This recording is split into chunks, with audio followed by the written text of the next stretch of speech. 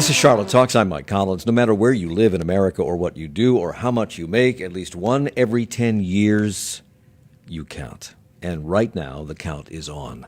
The U.S. Constitution mandates that a census of every person in the country be taken once every 10 years. It isn't just for the purpose of discovering how many people are here at any given moment. These numbers are used to determine congressional representation, which is based on population and where people live. It also determines how voting districts are drawn, and if that weren't enough, trillions of dollars are at stake. The federal government distributes about $1.5 trillion per year to hospitals, fire departments, to schools, to road construction projects, and more, all based on the census. Participation is mandated by law, but there are some who are cautious about participating. So this hour we're going to explore the reasons for this count, the questions you'll be answering, how that information will be used, how secure the census is, and what all this will mean to you and our local area. Dina Diorio is Mecklenburg County Manager and the chair of the Mecklenburg County Complete Count Committee, which is focused on getting us all to participate, particularly traditionally hard-to-count populations. Welcome back. Thank you. We have other guests standing in the wings to talk about the census, but before we meet them, we need to talk about the coronavirus. And you're the point person here in the county on that, aside from Gibby Harris, who is the health director. Give us an update on where we stand, because I asked you this morning, just before we went on the air, I read in the paper this morning, the number is 11 cases in Mecklenburg County. That's no longer true. No, we are up to 14 now. We had 3 new cases, positive cases overnight. And we'll see where we go, but obviously that was not unexpected. And I'm told that we are not too terribly far from asking people to shelter in place, as they are being asked to do in many places in California, including San Francisco. How far away, when did that come up as a possibility? That came up yesterday as a possibility as we got some test results back where we thought we might be on the cusp of community spread. Mm-hmm. And once you get to that place, we really need to ramp down on mitigation efforts. And of course, shelter in place is one of those. And, Gibby, as our health director, will ultimately make that decision, but we are in constant conversation about when we might need to do that. What triggers that? I think a significant spike in cases would be something that would trigger that for sure. And 11 to 14 overnight is not a significant spike? I do think it's significant based on the numbers, and so we will have that conversation later today. I'll also tell you that we are having daily conversations with the CEOs of both of our hospital systems because we think it's important that they be involved in those conversations and help us craft that decision. What does it mean, and what will it mean if we have to do this, to shelter in place? What does that mean? Well, what it means is that people would be required to stay home and either work from home or stay home if they can't work from home for some period of time until we see the spike of cases start to level off. And this is a decision that will be made at the local level. It will not be made at the state level. It'll be made here in Mecklenburg County. It is my understanding that our health director has the authority to make that decision, but of course we will double check that before we actually move forward. So there are 2 words that float around, and we had the assistant director of Medic on the program on Monday, who made the distinction between isolation, which is sheltering in place, and quarantine. Isolation is for healthy people. Is that correct? And that's incorrect. Incorrect. That's okay. Incorrect. So, set me straight, please. Okay, so quarantine is for people who may have been exposed to somebody who maybe have the virus. Isolation is for people who actually have tested positive and need to be away from other people. So I got it completely wrong, completely just in reverse. Backwards. Okay. Will there be exemptions for people who have to leave the house? How does it work? Well, we know that our healthcare providers and our first responders do not have the luxury of sheltering in place. And so we would, there would have to be an exemption for those folks as well. But we have not worked through all those details. In the event we have to do that, those are some of the things that we would have to talk about. So we also know that grocery stores would be allowed to remain open, so there would be exemptions for that as well. Yesterday, the governor closed all the restaurants and bars. In parts of this country, I think California among them, they have rationed the number of people who can go into a grocery store at any given time, which has led to lines around grocery stores as people wait to get in. Are we looking at that? To be determined. We're not really sure. The other thing I wanted to say was that our order, the health director's order, was modified last night to now include closures of all gyms, health spas, and movie theaters. So that, I don't know that that got into the public domain. I'm really surprised that movie theaters stayed open as long as they did, given that anything that over 100 people was illegal, and a lot of movie theaters can accommodate 100 people. Why did it take so long to shut them down? Because we wanted to wait to see, we're really following the epidemiology on the ground, and when we started to see the spike in cases yesterday, that's when the health director determined that that needed to take place. Where is the worst outbreak in North Carolina still in the Wake County area? As far as we know, it is, yes. How many tests have been done in Mecklenburg County? I know that one of the county commissioners would like this to be the most tested area in the state, but that's probably not happening yet. Where are we with that? So far, we have tested over 500 people. As the health director indicated yesterday, we are seeing the number of tests go up. We are seeing the capacity to test go up. And at this point, we have tested all the people that need to be tested. That doesn't mean that all the people that want to be tested have been tested, but we are seeing the capacity for How is testing that go up. determined, all the people who need to be tested? If you're exhibiting symptoms. And those symptoms are? Shortness of breath, fever, and cough. Okay. Do we have enough tests? Because nobody seems to have enough tests anywhere in the country. We all need more tests. I think that's obvious. How many tests do we have available? If we needed to test right now, how many do we have? I do not know, because Does Gibby know? Gibby Harris know? I don't know that we know how many tests the hospitals have, so I don't think we know exactly the number of tests that are available. The other concern around the country has been the need for ventilators. I'm not exactly sure what that is, because I've never had to have one, thank God, but we have a shortage of ventilators. And if this goes to become one of the reasons that we are taking all these extraordinary precautions is to lower the spike in the number of cases and spread it out maybe longer, but not quite as severe, so that hospitals can handle this.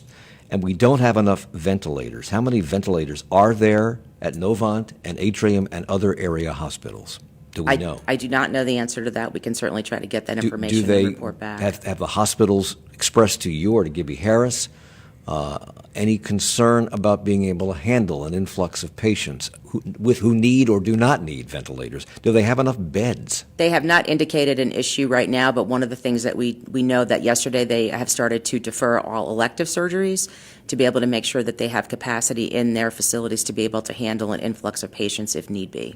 Are you and the hospital systems and our health department dealing just with the state level, or are you dealing with the federal government on this? We are working primarily with the state government, and we know that the state government is really working with the federal government. So we are working with our state partners, getting the guidance from the state, which I think is based on what's happening at the federal level. We're hoping, of course, that this has not become the problem that it's become in other places like New Rochelle in New York, but it may, and we're taking the precautions to see to it that it doesn't. And once again, I want to get back to the hospitals. If hospitals become swamped, has there been any talk of taking these empty schools and turning them into hospitals, or commandeering hotel rooms, which are empty also, and turning them into hospital rooms? Not at this time. I will tell you that the county is in negotiations with some local hotels to have rooms available, particularly for homeless residents that need to be either isolated or quarantined and can't do so at a homeless shelter. Mm-hmm. We're also working to obtain hotel rooms to be able to practice social distancing in our homeless shelters so that we can reduce the number of people who are in those facilities, to be able to make sure that we're doing what we can to mitigate the spread in that population. But there has not been a conversation around using hotels or schools as makeshift hospitals. This is what professionals in government do. And you're a professional in government. You're the county manager, and you were, I think, a county manager before you came here, or a city manager before you came here years ago. Is there a dress rehearsal for something like this, or are you making a lot of this up on the fly, or just taking your cues from health professionals elsewhere? No, I don't think anybody has a dress rehearsal for something like this. And so we are following the guidance that we're getting from the federal and state government. We're closely following the epidemiology on the ground. We are talking to the healthcare systems and getting their best guidance and what they've seen across the world in terms of how to deal with this, and it's all about communication, collaboration, and being able to make decisions at a moment's notice, which is what we're doing on a day-to-day basis. So small businesses around the country are going to be critically wounded, perhaps mortally wounded in some cases, as these shutdowns continue because they're not set up to take in no revenue for months at a time. The restaurant industry is a $40 billion a year industry nationwide, and it employs 14 million people, and that's just one industry. And the government is trying to step up, the federal government is trying to step up and put some assistance in place. At this point in time, it hasn't happened, and it doesn't seem to be sufficient. So is the county doing anything for small business owners or for the employees of these small businesses who cannot go to work and will not get paid as a result? So the county, the Board of County Commissioners last night appropriated $1.3 million to the Critical Needs Response Fund that is being put together by Foundation for the Carolinas and the United Way of Central Carolinas, and that will be, for now, the primary avenue for us to be able to assist folks in this county that need assistance. But other than that, we haven't made any other financial commitments. They closed Macy's. They closed Nordstrom's. The Microsoft and Apple and Nike stores have closed. I'm sure that it's just a matter of time before everything in shopping malls will be closed.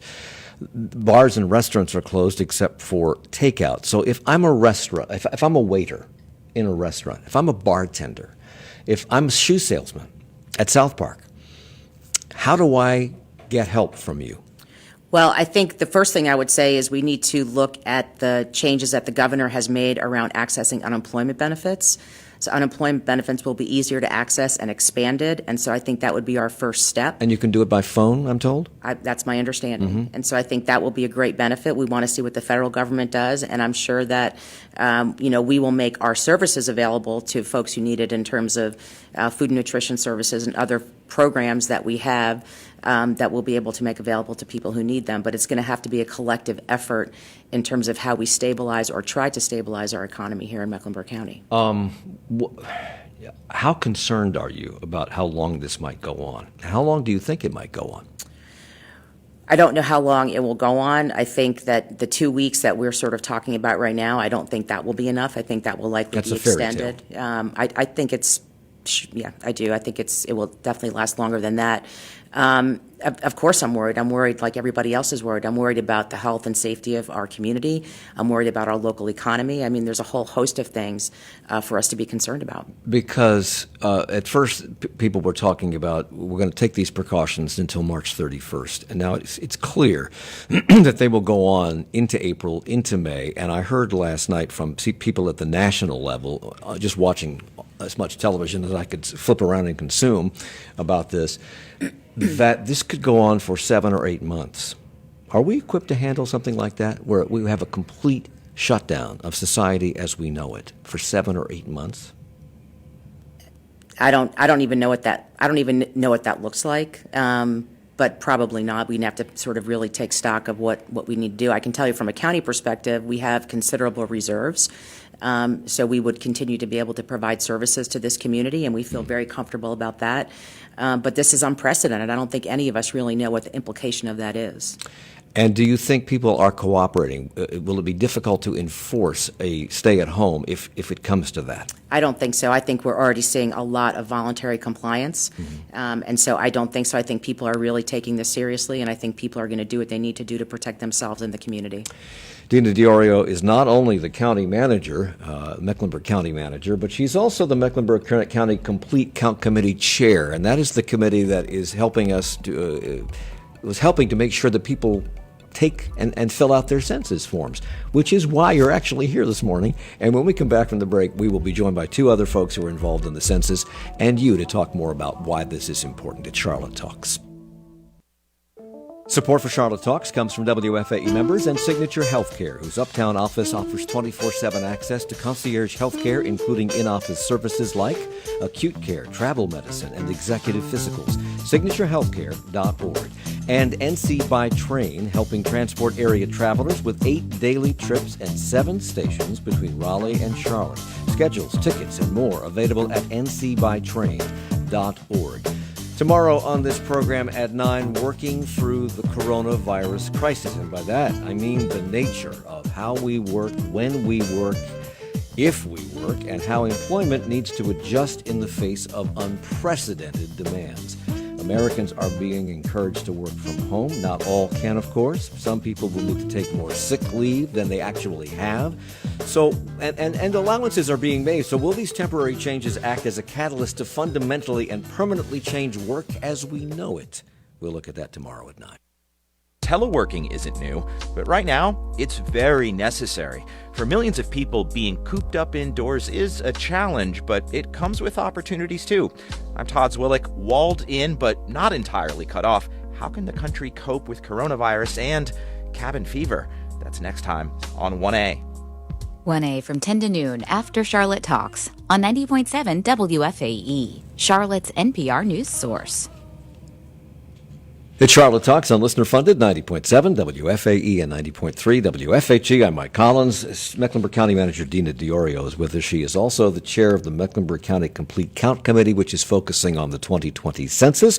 And we're also joined now by Lizette Escobedo. She is the National Census Director for the National Association of Latino Elected and Appointed Officials Education Fund, which facilitates full Latino participation in the American political process. And she joins us from her self-isolated, sequestered home in Whittier, California. Good morning. Thank you for being here so early in the morning. Good morning. Thank you for having me. You're welcome. And Brendan Shanahan is a postdoctoral associate, an historian actually, at Yale University and scholar of U.S. immigration and citizenship history, who recently published an article in the Washington Post and headlined, "Counting Everyone, Citizens and Non-Citizens in the 2020 Census is Crucial." Brendan joins us from somewhere near New Haven, Connecticut this morning. Good morning to you. Good morning. So the last time we talked about the census on this program, obviously, was 2000. And when we did so, we talked to people from the Census Bureau in Washington, D.C. And this time we're taking a little different approach. The 2020 census and all the previous censuses, and I looked it up. I thought it might be censi, but all the previous censuses were more than a head count. But they were a way to use data and distribute money and representation on various political bodies. So, Dina, in addition to being the county manager, you're the chair of this Complete Count Committee, which includes County Commission Chairman George Dunlop and Mayor Vi Lyles. Why do we have this committee? Why do we need local people to push a federal census? Because we know that the most effective way to get people to fill out their census form is really to do it at a grassroots level, because people want to hear from trusted voices in the community about why it's important and why it affects them. And so the more we can do on the local level, the more success we'll have in getting a complete count. And do all local areas around the country have committees like yours doing this? I can't speak for the whole country. I will tell you that we had a representative from the Census Bureau come around probably got to be at least a year and a half ago, and she went and visited every county manager in the state of North Carolina and asked every county manager to establish a complete count committee. Okay. Since we are a rapidly growing area of the Charlotte region, I would imagine that this head count, this census, is all that much more important to us and to individuals living here. Would that be accurate? Absolutely. Do you think people understand that?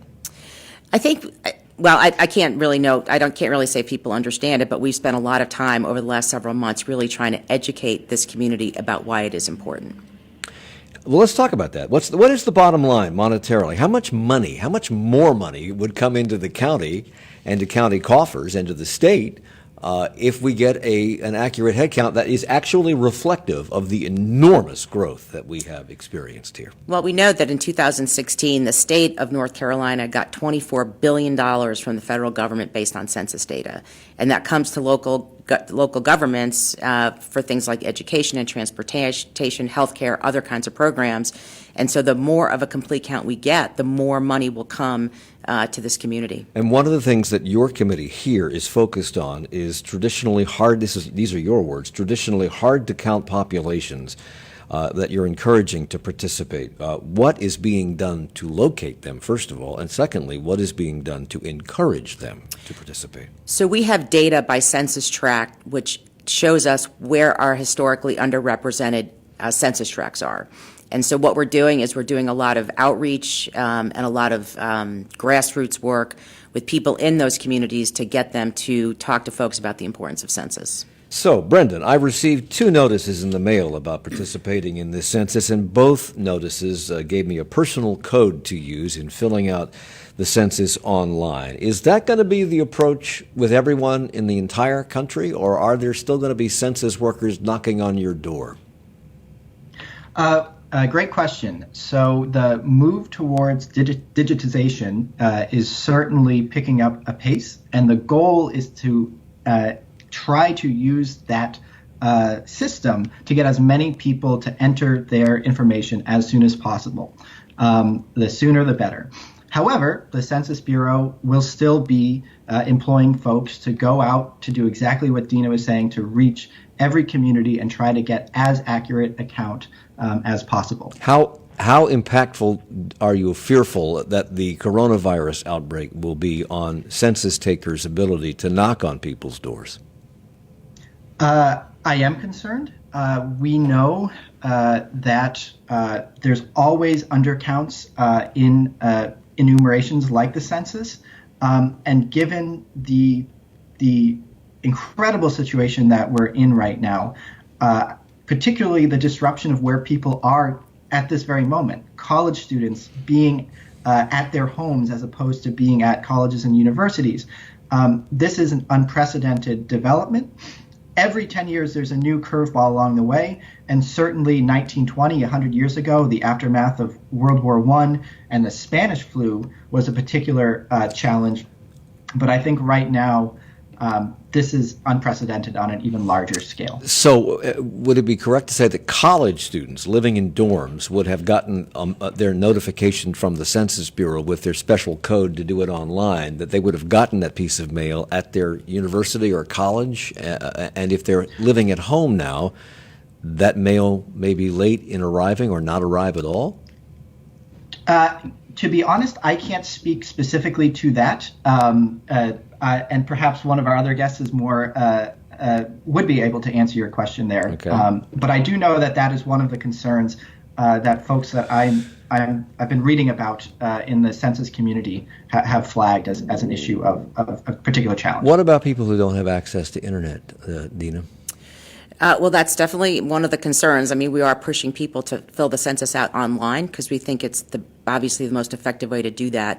People can also fill it out by phone. They can call and do it by phone. So that's another option for folks. And if they do want a paper questionnaire, they can request one. One of the impacts of the coronavirus is that we were planning to do a number of outreach events at our libraries and other places to have people who don't have internet access to be able to do their census questionnaire at those locations. And the libraries are closed. Obviously, that's not going to happen. We got an email yesterday from a longtime listener, Ted, who says, I noted a possible problem when I completed my census form last night.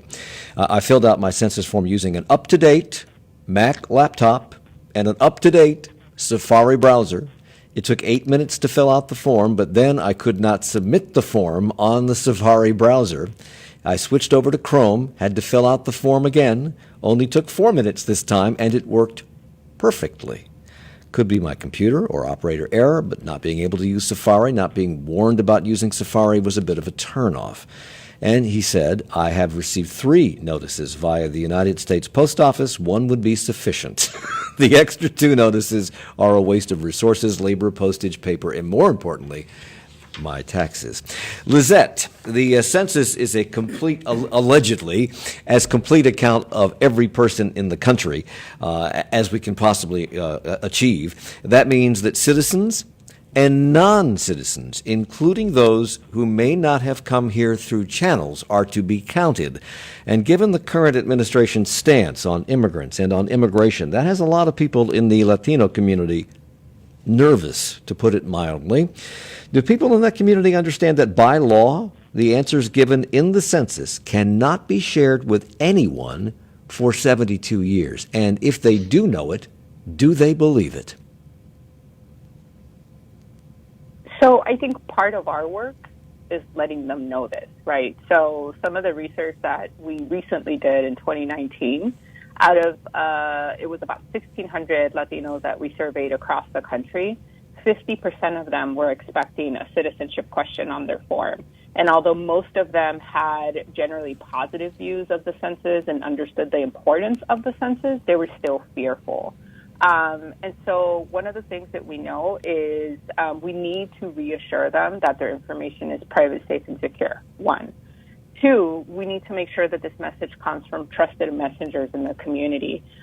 So another thing that we learned through our research is that Latino organizations tend to be trusted messengers for most Latinos. So it kind of needs the seal of approval of an ALEO, of a MALDEF, to make sure that they understand that when we say their information is private, safe, and secure through Title 13, that we mean it and that we back it, right? And then a quick just correction that I did want to make is that folks actually can't call the Bureau to request a paper form, but everybody will get a paper form starting April 8th. And then really quickly for college students, they will get counted through what's known as group quarter enumeration, which means that the Bureau contacts the administration of the college campuses to make sure that they're either counted electronically through paper, and those through paper might be shifted to electronically. So all of that is done through the campus, but college students should still be counted where they were planning to be on April 1st, which more than likely was on campus for many of them.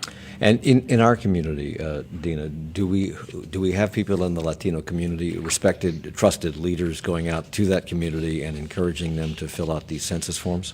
We absolutely do. We have a series of subcommittees that include representation from all demographics that are really working with our Latino community. We also have a partnership with Telemundo, and they'll be doing some targeted media outreach and advertising to the Latino population.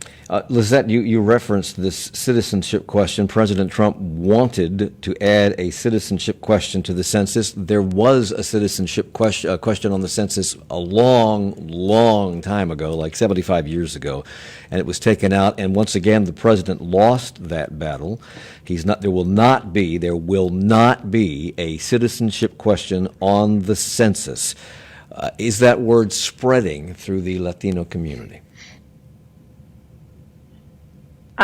Here's the interesting thing. It's spreading more so across immigrant Latino communities. One of the things that we've seen is that when we broke down the numbers for our survey, Latino immigrants were more informed, not only around the citizenship question, but also on the census itself. And millennials were the least informed. And so it's making its waves through Spanish language media. And I think what we saw throughout a lot of our research was that a lot of your Spanish dominant Latinos were a little bit more informed. And we do, again, credit that to the work. I know folks mentioned doing local work with Telemundo. All of that has made significant impact in our community. So we need to continue to do a lot of that. But one of our challenges right now is reaching Latino millennials where they're at, who many of them are English dominant. Many of them don't consume Spanish language media. And so at NALEO, we're hard at work to figure out how do we reach Latino millennials through English content that is culturally relevant. And so we're doing what we can. We have a lot of work ahead of us at the local and national level. You're here, Brendan, partly as an historian, and you've done a lot of research on the history of the census, which began at the very beginnings of the country, and you've also written extensively about this citizenship question. You point out that, this is a quote from you, discovery of Republican redistricting expert Thomas Hofeller's files exposed the administration's real reasoning to want to have this citizenship question, to make possible redistricting and reapportionment schemes advantageous to Republicans and non-Hispanic whites. Now, Mr. Hofeller, his secret files are famous here in North Carolina because they played into legislative reapportionment here in North Carolina, so they were struck down after these files were discovered. But you say that although the Trump administration has been prevented by the courts from asking this citizenship question on the census, Mr. Trump's Justice Department is still trying to use the roadmap left by Hofeller on future court battles involving reapportionment of state legislators. Talk about that. Great question. So I think there can be a bit of a misconception between how the rules of federal reapportionment and redistricting work and then state legislative redistricting and apportionment. And so while the federal Constitution is explicit that everyone must be counted for and included in the population when it comes to reapportionment, and the number of seats each state is assigned for the federal House of Representatives, historically, state legislatures have had a more varied approach to quite literally who counts for the purposes of apportionment and redistricting, and the way in which those metrics are designed. In the past, often northeastern states, Massachusetts, Maine, New York, created provisions which counted non-citizens out of state legislative apportionment provisions. And more recently, the discovery of the Hoffler files, in addition to other reporting, suggests that there are attempts to do these types of counting non-citizens out of the population at the state legislative apportionment and redistricting level. And in particular, there's also an effort at the federal level, though given the history of jurisprudence, I don't see that working. Okay.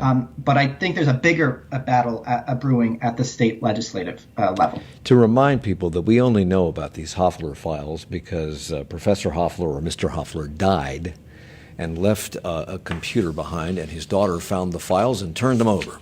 Let the cat out of the bag. I filled out my census form over the weekend online, like Ted, our listener, did, and it was very quick. There weren't many questions. Maybe 5 or 10 minutes is what it took. They wanted to know my race, gender, who was living in the house, my relationship with anybody living in the house, very little else. I suppose that's the short version, because I have filled out much longer censuses in my life. What kinds of questions are they asking in the long version, Dina? So there's not a long form in this census. This is it? This is it, because the American Community Survey, and I'm sure that my colleagues on the show can help with this, but the American Community Survey is now the vehicle being used to collect that more extensive information.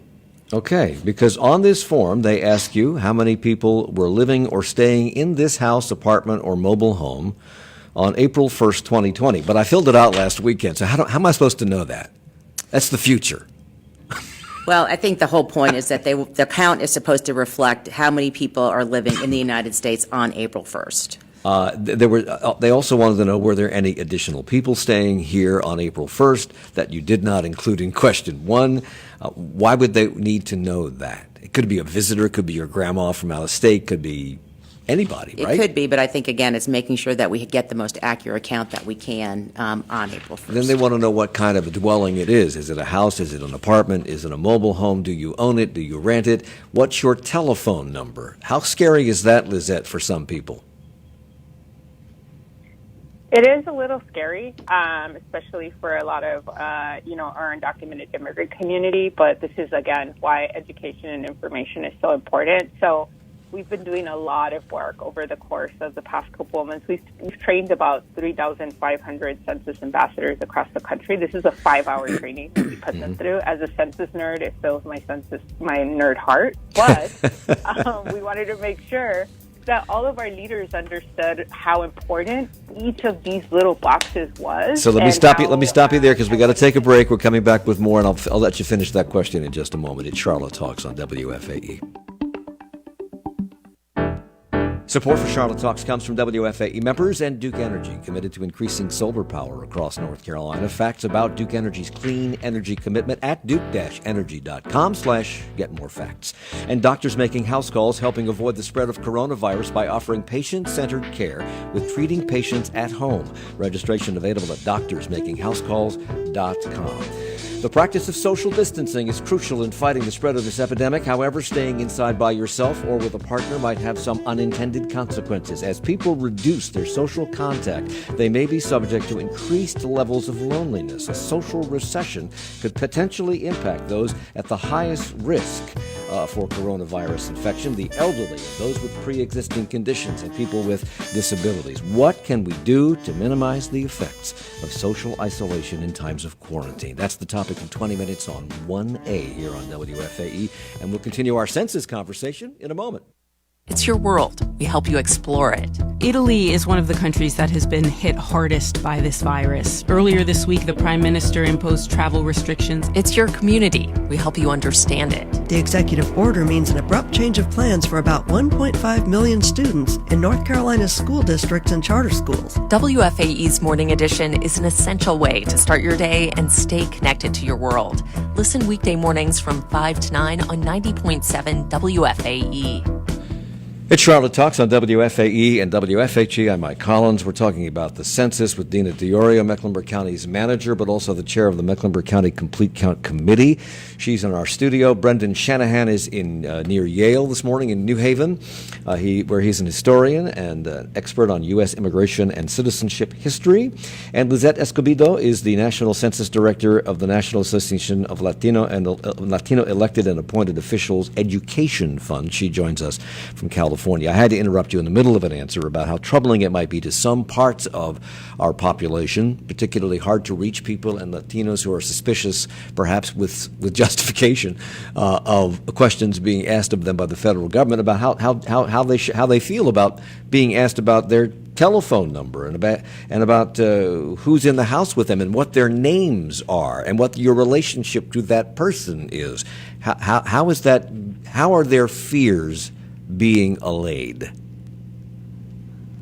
So a lot of this work has been around education information. So there's a couple of things that folks should know, right, about some of the questions that are asked. For example, telephone number is asked because this is in the event that the Bureau needs to follow up with a household to request more information. Maybe there's missing information. Right now, that becomes extremely critical because there may be a point during the non-response follow-up phase where a lot of the follow-up may be conducted more so via phone than in person, depending on how all of this, this madness goes. And then for names, we inform people that the best way to figure out if there's any duplicates on the form or if you've counted a person more than once on your form is to compare names, to compare birthdays, and to compare ages. So again, a lot of this information is either to make sure that there are no duplicates or to make sure, for example, they ask birthday and age, because when we talk about those programs, like nutritional programs for kids, educational programs for kids, they need to know the age of the people that are in the community. So we've done a lot of work to really educate the community on what each box means, what each question means. Still more work to be done, like I mentioned initially, and a lot of it has, in the field, has somewhat come to a standstill, but we're looking to do that digitally as well. So they will be asking, Brendan, on this. They will not be asking whether you're a citizen of the United States on this census, despite President Trump's desire to put that question on there. They will not be asking that question. But there's also this law that keeps whatever data they collect in this census secret for 72 years, which is an average lifetime. So when your information comes out, you will probably not be alive. But you write that President Trump has issued an executive order requiring federal departments to share citizenship data in their possession with the Commerce Department as a means of working around the court's rejection of the citizenship question on the census. Wouldn't that be against the law? So there are there is ongoing litigation about all of these matters for very good reason. However, the Trump administration, it feels like a lifetime ago, but it was last June and July when this citizenship question was, the front page news of our newspapers for several weeks. The reason why the Supreme Court struck down the citizenship question, rather surprisingly, was the discovery of the Hoffler files, in which Chief Justice Roberts was the swing vote, saying essentially the rationale provided before the court wasn't reflective of what the documents demonstrated. And the Trump administration, for a little while, tried to persist even after that defeat.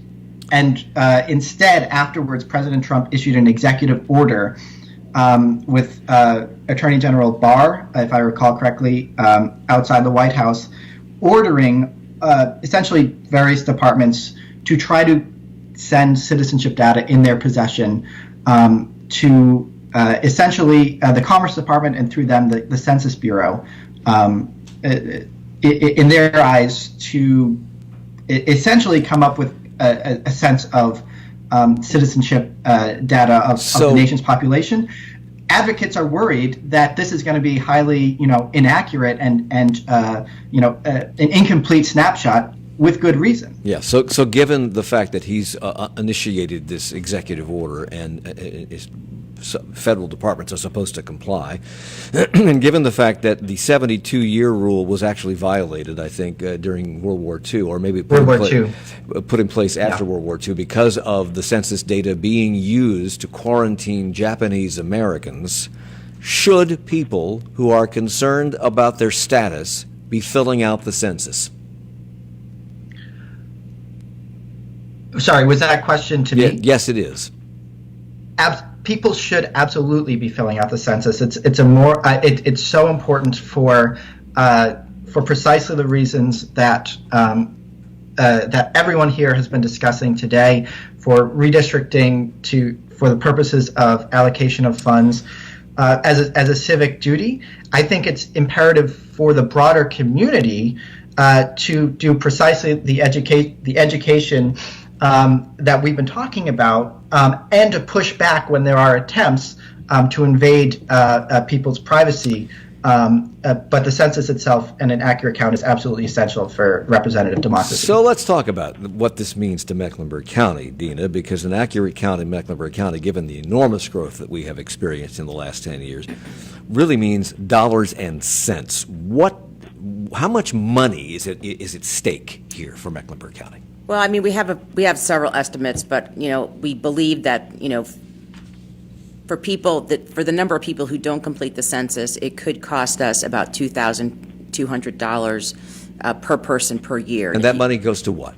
Education, it goes to roads, education. What? It goes to all of our block grant programs, child care, community development block grant programs. It goes for transportation, for health care. A lot of programs that we value in this community. And it goes to congressional representation and how voting districts for legislative voting districts and congressional voting districts are drawn. And as we grow, one would presume that citizens would want our political power to grow and be reflected in the number of representatives we have in Congress, which is determined by the census, right? Yes. We have a 1 in 10 year shot at this. Yes. Lizette, Latinos are set to become the largest minority in the United States in short order. So with that in mind, just how important is Latino participation in this survey? What could an accurate count of the Latino population in the United States mean to that community? Well, you're perfectly correct. Latinos are now the second largest population group in the country. One of the largest voting blocs in the country as well. So we know that as Latinos move, the country moves, right? We're no longer just in California, in Florida, and in New York. We are in North Carolina. We are in Arkansas. And so ensuring that we have a full count of the Latino community is ensuring we have a full count of every single community. And so it's extremely important that folks dedicate efforts to make sure that this community is informed, is educated, understand what is in the census, understand who is counted. So again, making sure that we have a full count of Latinos, it should be a priority for all communities, because we live, work, and sleep in all communities across the country. There are portions of the Latino community in isolated areas in the United States who do not speak English. And this is true, I think, of other populations other than Latinos. And gosh knows, how many languages are spoken by students at Charlotte Mecklenburg schools? It's an enormous number. Enormous number. It's in the hundreds. It is. It's in the hundreds. So how are those people being reached? If they don't speak English well, how are they being reached, Lizette? So for folks who are Spanish speakers only, I will share that the Census Bureau has allocated a significant amount of money to various ads across the country to make sure that they're reaching them. In addition to that, again, we've been working with our Spanish language media partners, both at the national and local level, for quite some time now. But there are additional communities. You know, you do have your API community who have a significant amount of languages as well. And so something to note is that while the paper form may only come in 2 languages and the online form and the telephone questionnaire is in 13 languages, there are 59 languages that the Census Bureau has language glossaries and language ID cards for. And so they will be reaching a huge amount of the community. But again, aside from the ads, aside from the efforts that, organizations like NALEO are doing, we're actually investing in a comprehensive radio ad buy campaign and digital ad buy campaign with partners at United We Dream, Firm. So there's a lot of work being done to reach them. But what my call to action here for any folks tuning in is that when in doubt, just make sure to reach out to your local community and invite them to participate in the census as well, because it is going to take all of us to count not just Latinos, but all of the community in general. So a couple of listener questions. Evan on Facebook, and I'll let you take this one, Dina. Is there a difference between mycensus2020.gov and census2020.gov? Why are there 2 websites? Well, the mycensus2020.gov is the one where you need to go to complete your questionnaire. Okay. The other one is the general Census Bureau website, which provides all the information about the census. Chuck emails, when should I be concerned if I haven't received a census notification in the mail, and what should I do if I don't get one? So you don't need your code on the letter to fill out the census. The code is really just helpful to facilitate the completion of the questionnaire. So if you don't get your letter in the mail, you can still complete the census online. Because if you put the code in, your address pops up. Correct. As an identifier. But Correct. if you don't get one, you can just start from ground zero and put your address in. That's Is that exactly right. Okay. Paul on Facebook, we close on our new home on March 30th. Which address do we use for the census? Our physical move will be mid-April. Anybody know an answer to that question? It's where you're physically living on April 1st. So if you're living in a motel temporarily, that's what you put? You put the motel's address? Because some people do that. They live in an apartment or a motel between moves, between houses. I'm going to see if one of my other listeners, Okay. one of my other colleagues can answer that. I don't want to misspeak here. Okay. Anybody know? So this is Lisa. So usually it'll be at the old home for a couple of reasons, because more than likely they'll have received the form or the letter of invitation before they moved out. And so it's perfectly okay to fill out the form on behalf of that household, again, because that's where they potentially received the form. If they're already at a new location, right, of somewhere they're going to be living on April 1st and beyond, then they can fill it out there. But it'll more than likely be at their wherever they receive their invitation, because remember, the invitation comes it comes by address, by household. It doesn't come in the name of a specific person in the household. So Tom emails, I just completed the census 2 days ago. When I entered the email address on my Android phone on a Firefox browser, I got a blank screen. When I called the number, the automated system could not get my ID number correct. A human ended up answering, and the whole call took just under 20 minutes. Technology, it's a wonderful thing. But this census started long before technology. And Brendan, you're the historian here. And I know that you've looked into how this has been conducted over the years. And I don't think people know that technology actually emerged as a result of this census in the 1890 census. That's when punch cards became a thing to help with tabulation. And in fact, an electric tabulation machine was invented by the same guy who invented the punch cards, which went on to become a company that he formed that merged with many other companies and became IBM. Right. The census is one of the largest operations that the federal government does, ever, particularly civilian operations of the federal government. And it's an activity that has spurred on many types of social scientific methodology discoveries, technological advancements.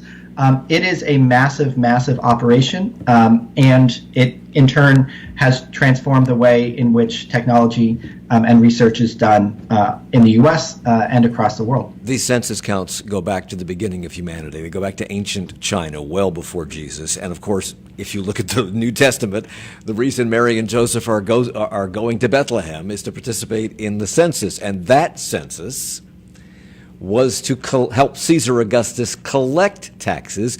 This census, Dina, helps us get some of our tax money back. Is that right? That's right. We've come full circle. So again, who does the government want you to include in your answers on this census form?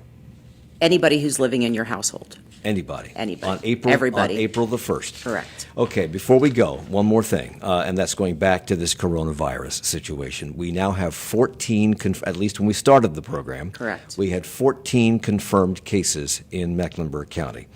And we are on the cusp of deciding about whether a shelter-in-place order, not unlike what other communities around the country have instituted, may be put into effect. Who makes that decision? When will that decision be made?